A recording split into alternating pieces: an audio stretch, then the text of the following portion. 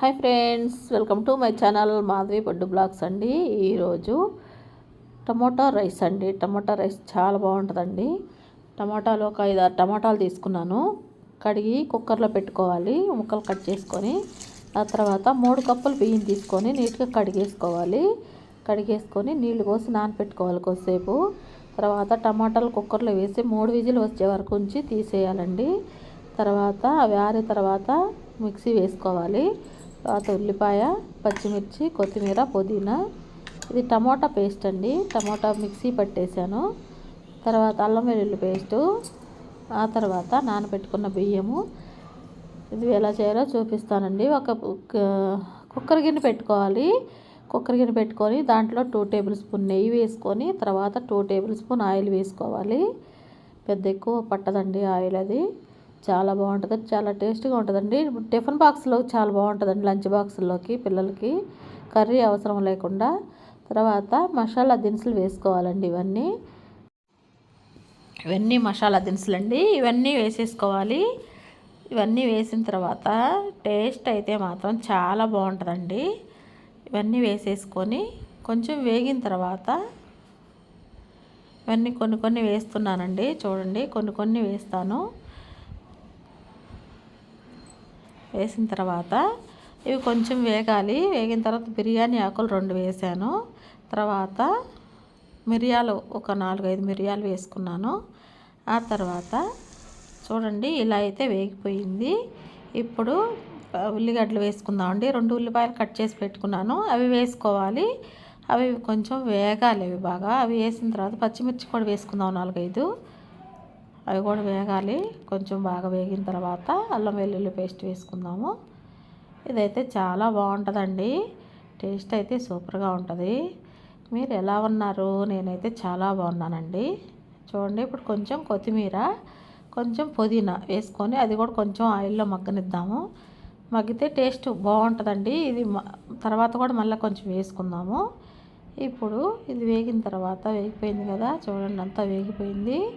ఇప్పుడు అల్లం వెల్లుల్లి పేస్ట్ కూడా వేసేసుకుందాము. బాగా అలా కలిపేసుకున్న తర్వాత అల్లం వెల్లుల్లి పేస్ట్ కూడా వేద్దాము. కొంచెం ఆగాలి. అల్లం వెల్లుల్లి పేస్ట్ కూడా వేగాలండి బాగా ఆయిల్లో. అది కూడా వేగిపోతే చాలా బాగుంటుంది. అది కూడా వేగిపోయిందండి. ఇప్పుడు రైస్ వేసుకుందాము. ఇదంతా ఆయిల్లోనే రైస్ వేసుకోవాలి. రైస్ కూడా కొంచెం వేగనిచ్చి అప్పుడు వాటర్ వేసుకోవాలి. ఇప్పుడు రైస్ వేసేద్దాము. ఈ రైస్ వేసిన తర్వాత కొంచెం వరకు అలా తిప్పుకోవటమేనండి. ఎక్కువసేపు పెట్టకూడదు, మళ్ళా ఉడకదు, అన్నం బాగా ఉడకదు. ఇప్పుడు వేసాను కదా, కొంచెం అలా తిప్పేసిన తర్వాత ఇప్పుడు వాటర్ కాదండి వేసేది, టమాటా జ్యూస్ ఉంది కదా అది వేసుకోవాలి. మనం ఎన్ని కప్పులు అయితే వేస్తామో అన్నికి డబల్ వేసుకోవాలండి. నేనైతే 3 కప్పులు రైస్ పెట్టాను. 3 కప్పుల రైస్కి 6 కప్పులు వాటర్ పడుతుంది. 6 కప్పులు టమాటా జ్యూస్ పక్కన పెట్టేశానండి చేసి. ఒక 4-5 టమాటాలు మిక్సీ పట్టేసి పెట్టాను ఉడకబెట్టి. చూడండి, 6 కొలతకు 6 వేసుకోవాలండి. జ్యూస్ అయితే ఇలా రావాలి చక్కగా. 6 వేసుకోవాలి. నాకు జ్యూస్ అయితే 5 అయింది. తర్వాత 1 కప్పు వాటర్ వేసుకున్నాను. జ్యూస్ తక్కువ ఉన్నప్పుడు వాటర్ వేసుకోవచ్చండి. 1 కప్పు వేస్తే సరిపోతుంది. ఇంకా మొత్తం కడిగేసుకొని 1 కప్పు వేసేసాను. 6 కప్పులు వేసాను. ఇప్పుడు మొత్తం కలిపేసుకొని ఒకసారి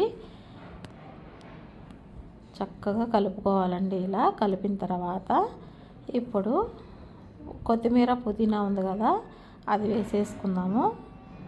ఇంకా మసాలాలు ఏమి వేయాల్సిన పని లేదండి, అది వేస్తేనే సరిపోతుంది. మసాలాలు ఇక పొడులు అవేమి, గరం మసాలా పొడి అవేమి వేయాల్సిన పని లేదు.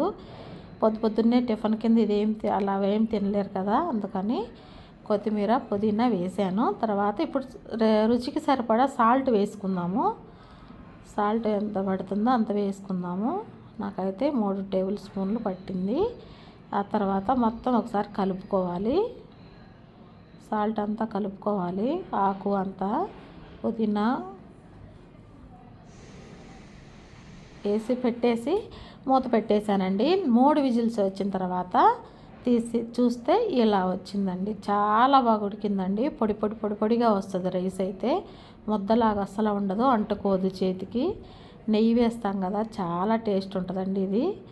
ఈ లంచ్ బాక్స్లోకి చాలా బాగుంటుంది. ఇక వీలుంటే పెరుగు చట్నీ చేసుకోవచ్చు, లేకపోతే ఉత్తదైనా అలా తినేసేయచ్చు. చాలా బాగుంటుంది టేస్ట్ అయితే మాత్రం. వీలుంటే మీరు కూడా ఒకసారి చేసేసుకోండి, చాలా బాగుంటుంది. టేస్ట్ అయితే మాత్రం సూపర్గా ఉంటుందండి. వీడియో నచ్చితే లైక్ చేయండి, షేర్ చేయండి, సబ్స్క్రైబ్ చేసుకోండి friends. Thank you for the watching. Thank you.